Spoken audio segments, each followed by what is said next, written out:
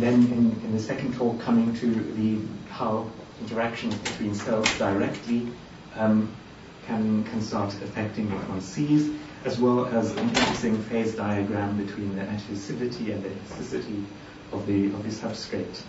And the substrate is also a topic of the third talk, where the nonlinearity, where cells can, in certain cases, even affect the elasticity they see and want to thrive in by using this local nonlinearity. We also had some modeling in terms of the motion, and motion trying to be understood in terms of large-scale and collective phenomena, and also how motion is coupled to properties of the substrate, and in the final talk how the migration of cells is also affected by the addition of another organism. There were quite a few questions during the course of the talks, but I'm sure there should be many more, and I think some of the discussions weren't quite completed.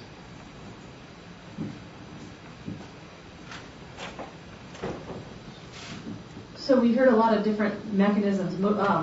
I guess I was wondering what you think the relative importance of adhesion, like initiation of adhesion sites versus sort of the long-term stability of mature adhesions versus regulation of protrusion and modulating all these properties that I've observed in terms of cell stiffness sensing and collective migration.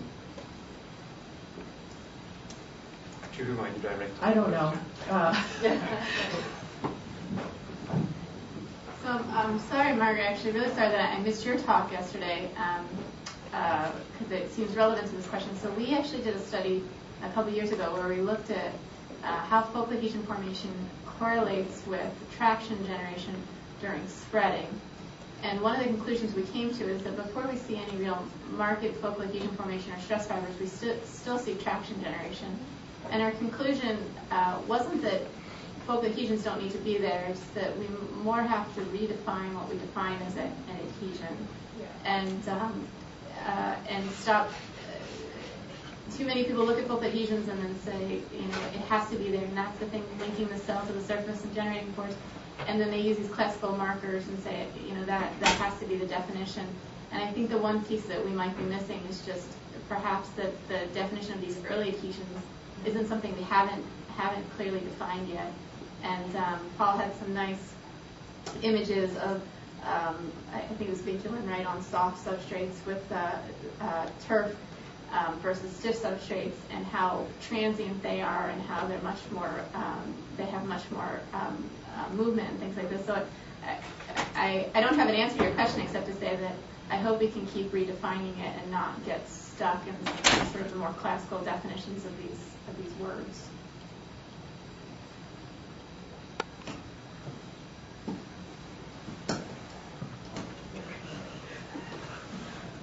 So you say that cell can migrate, faster than those focal adhesions are formed, or what? So it migrates, before it attaches out to the substrate, or? Well, a cell needs to adhere to move unless it's swimming, right? So it has to have some traction against it. But it's important to remember that some of the most motile cells have very weak adhesions to the surface. Like neutrophil tractions are much smaller than fibroblast tractions, and they move quite fast. So again, we shouldn't make the mistake of saying higher forces equals more migratory or something like that, because that's not necessarily the case. And then in terms of focal adhesions, I think 5 years ago people sort of assume, again I'm getting older, it's probably more like 8 years now, assume that larger focal adhesions equal more force, right? Bigger is better. And I think what we're slowly coming to is that that's not the case at all, that some of the more nascent focal adhesions, or adhesions I should say, are the stronger force generators. And then the actual composition of those, what the turnover looks like, what's in an adhesion that's exerting higher forces versus a more mature adhesion, I don't think that's been as defined yet.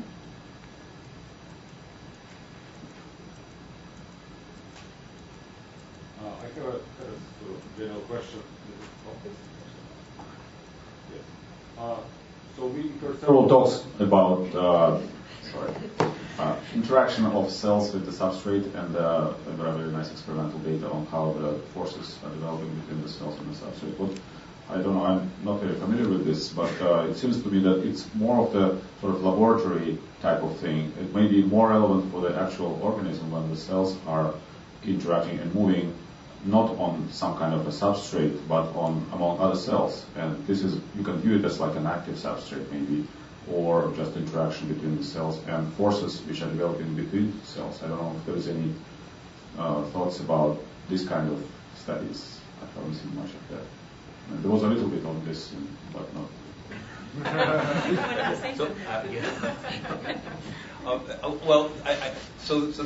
think that's true. Many cell types do contact other cells rather than an extracellular matrix.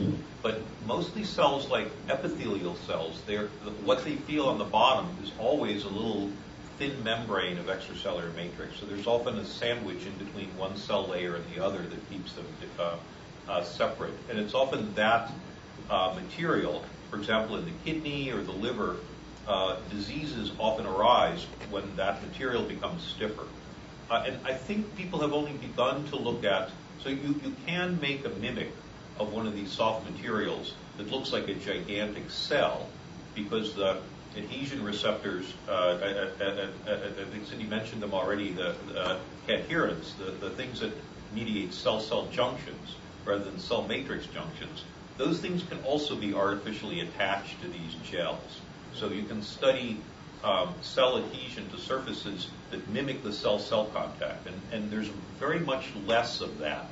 And I should mention, working with one of my collaborators at Yasha Kresh, we've just started to look at to put cadherins on these soft materials and to grow muscle cells on them. And the surprising thing is that the mechanosensitive response of the cell to materials that are coated with cadherins looks surprisingly similar to their response to extracellular matrix. And that's a surprising thing, because the whole linkage to the cytoskeleton and the signaling pathways are different. But both of them are exquisitely sensitive to stiffness. And I also wonder whether in some of these cell sorting things, whether in addition to the cell, to the effective kind of surface tension that cells feel, they're also recognize whether their neighbor is stiffer than they are or softer than they are. It's true. And, yeah. That's true. I mean, there's been some recent work that shows that for example, if you press on a cell with an AFM, or if you pull on a cell with an AFM, that both of those are important for determining what the surface tension is. One actually might argue that the surface tension, which is something like an energy, might be a combination of both the adhesive component of that interaction and the repulsive component of that interaction. So I think that's certainly true, and actually I think that was an interesting question, about these ideas of how cells interact through adhesions, but you also might think about how they interact through their cortical net tension or their some elastic property of the cells themselves. I guess, so I think part of that explanation was that there are two-dimensional layers in the body, right? And that they do exist on membranes. But there is a tremendous amount of effort by lots of people to do three-dimensional versions of all of these things we've talked about. And even on a single cell level, it's tremendously hard, and I haven't seen anybody do it well yet. I mean, no, sorry, they all do it well, but we don't yet have that one Grand Slam canonical example. We all go, whoa, that's it, and it's just because it's so damn hard. And so, imagine doing that, but then adding more cells. I think it's being done, but it's hard. I'd like to just make one quick question, actually, is that we've been talking about the things like the Young's modulus as being sort of how the cells might interact with their cells, but I'm also wondering if the distribution of forces the active forces within cells. I mean, a big difference between cells crawling on cells and cells crawling on substrate, even if that substrate looks like a cell and has the adhesion to the cell, is that there's active processes and sort of force networks going on in that other cell that could be interacting with. And so I'm just curious, does anybody, are people thinking about that sort of the time varying interactions that could occur between cells that are alive? You mean, are people trying to study cells on active surfaces? For example. Or what else is sort of, that just being a paradigm of something we haven't done yet? I'm aware of some people trying to use polynipam and actively modulate, stiffness and expansion surface properties to mimic an active surface. But, So Paul, so if you say that coherence have this stiffness sensing property, then why does Cynthia see that when she puts cells on, stiffer matrices or, regulate the cell ECM substrate, why don't the coherence just get stronger and allow the cells to hold on more? Yeah, that's it's a really puzzling question. So we were talking about this yesterday. So one of the examples we found that might be related to this is if you have a sparse population of cells, and I think this works with endothelial cells, but it certainly works with fibroblasts. So if you put them on a soft matrix where they're round and amorphous, when they're single cells because they're sitting on a soft matrix, when two cells happen to touch and make good contacts, so fibroblasts when they touch will stay together, those two cells will suddenly develop stress fibers and spread as though they're sitting on something rigid. But it's only those two guys when they're touching. Everything else is still round. So the cell-cell contact, maybe because now they're feeling an active partner which is pulling on them as hard as they are, and they may be stiffening themselves while they have that person or that cell person.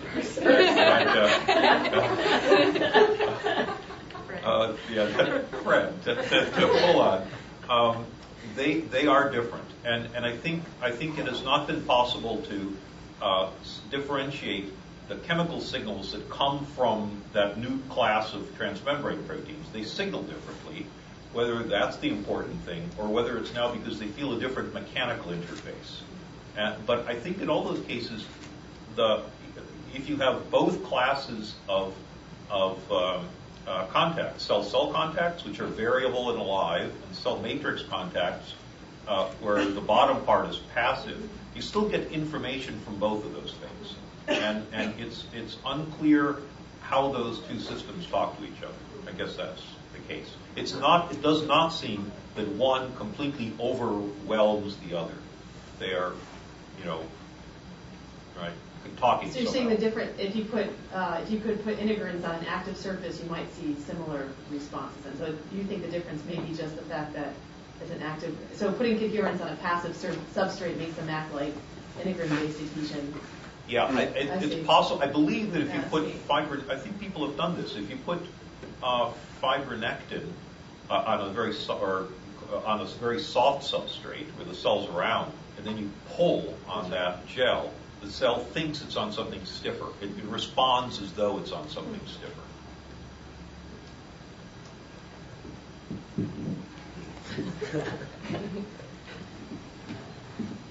So I was just wondering when cells put out a Trujan or Philophodia, I noticed somebody showed there was this inhomogeneity in the stresses and the forces. But is the leading edge, or the further you go out, is there a greater force there than if you don't go out so far? Is there sort of a stronger force as you? When you say go out? Well, the further out it reaches, or if I look at one protrusion, would I see a gradient in the force where the strongest force would be at the leading edge and less force, so closer into the cell body?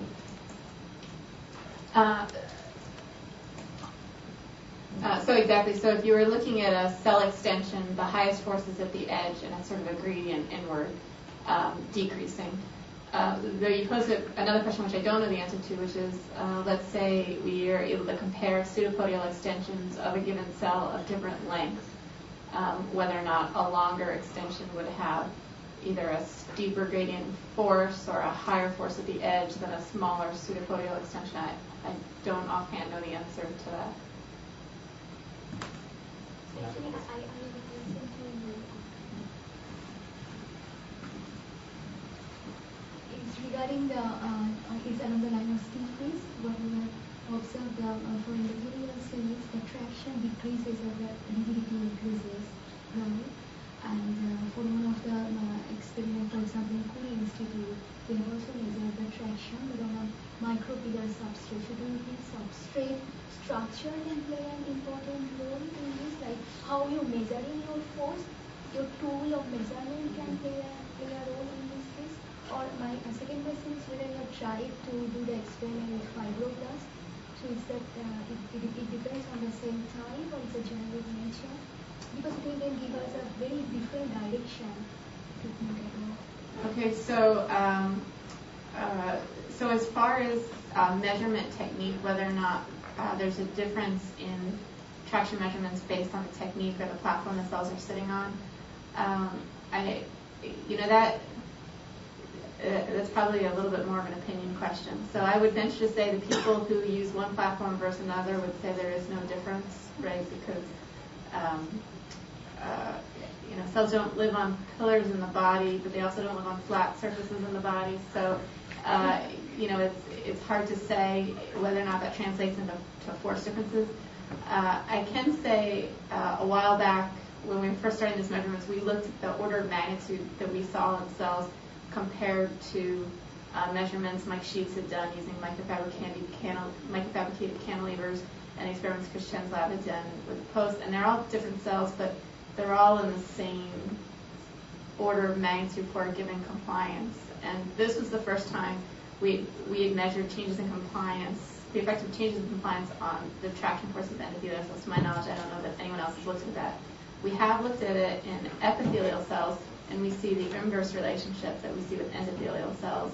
And other people have taken this measurement with other cell types, and they typically see increased force with an increased stiffness. And that's why we find our result very surprising. And so clearly, at least it appears to be cell type specific. But this goes back perhaps to a little bit what Paul was talking about when you're talking about the native environment that cells sit in and how they respond, quote unquote, optimally given the environment they're used to and sitting in versus the environment that you actually give them. So I don't know if I answered your question except to say that I do think it's cell type specific. I don't think we should make broad-reaching statements saying all cells do this in response to stiffness, including generate force. And as far as comparing it across techniques, we haven't physically done it, but I can tell you looking in the literature that I don't know that I would expect it to change. I think in general everybody kind of says, yeah, method by method, you get kind of the same stuff. I think the big points of contention are the models, like, tensegrity or whatever, like that's where people have knockdown, drag out fights. But I think over whether, putting them on pillars or on surfaces, to each his own. So a number of the talks talked about sort of cells sensing another one through the substrate. And I was wondering in those experiments, how thick is the substrate? And sort of, you mentioned sort of maybe thin layers, so how does that affect sort of their ability to sense another cell far away? Maybe further than the thickness of the substrate. Yeah, that's tough. I think those people who worked on these gels have sort of struggled with this to convince ourselves that the thing is stiff enough to be modeled as a semi-infinite, material. And we know from tracking beads that the strain field is undetectable before you get to the bottom of the gel. And we know from AFM measurements that the gels are stiff enough so if you take a spherical probe and push down and use, for example, a Hertz relay, this most naive Hertz relation to measure the elastic modulus, you get exactly the same number that you get from conventional rheometry. So we're not feeling the substrate. We don't propagate the strain field all the way through the gel. with deformations that are in the same order that the cell applies to them when it shears the surface. It is an interesting question how thin you can make it and still be able to do that experiment. That limit seems to be about a micron or so. So unfortunately for things like turf, you can't do these measurements, I don't think, on materials that are thinner than a couple of microns. But typically they're hundreds of microns. But when the cell is pulling them, hundreds of microns on the top, or if you take like in your experiments, when you have something that's a couple thousand Pascal and the cell is putting tens of kilopascal stress on it, it's locally deforming that thing a lot. And that does raise kind of an interesting question of how close we are to being able to use any kind of continuum elastic simple model for these things. I don't actually know the answer to that. Actually, in Davis Fisher's group, they are doing the experiment that how deep cell senses by varying the thickness, as far as I was told.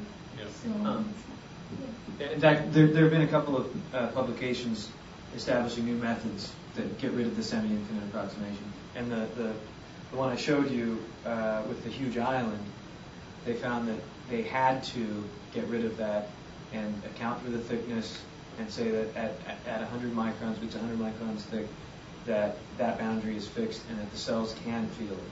But keep in mind the difference. This is an island that is a millimeter or two across, and the thickness is only 100 microns. So I think you compare the dimensions, and in that case, you certainly have to account for that, and you can't approximate the semi-infinite. But when there's a single cell and it's not a millimeter across, then maybe it's still a good approximation. Are there no other points for discussion? Well, let's thank our 6 speakers again for but on behalf of all of those people who enjoyed this conference from behind the scenes, I'd like to thank Christina Marchetti,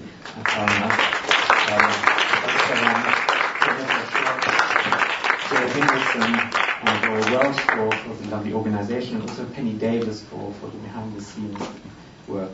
Thank you very much.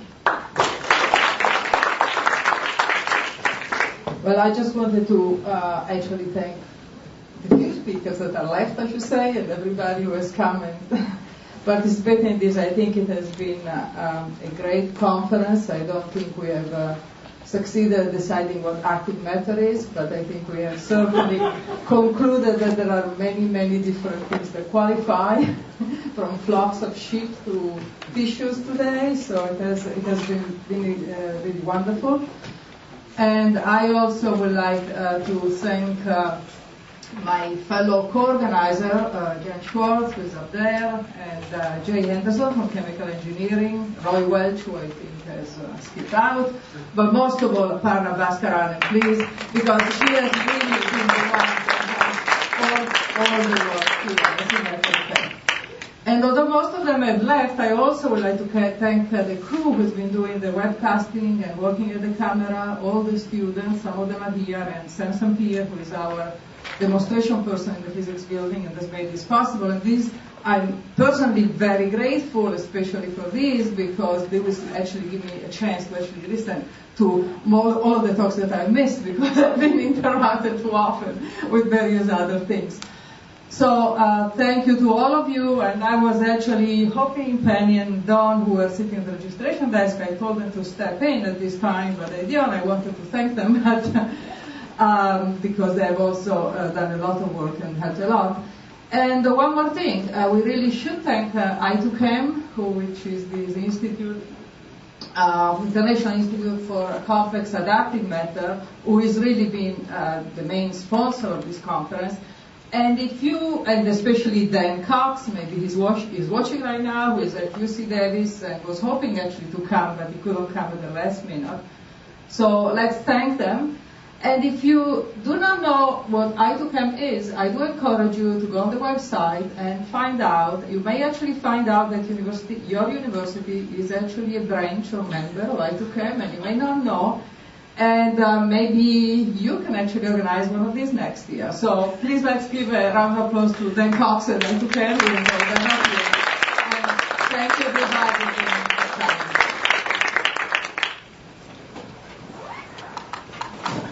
Now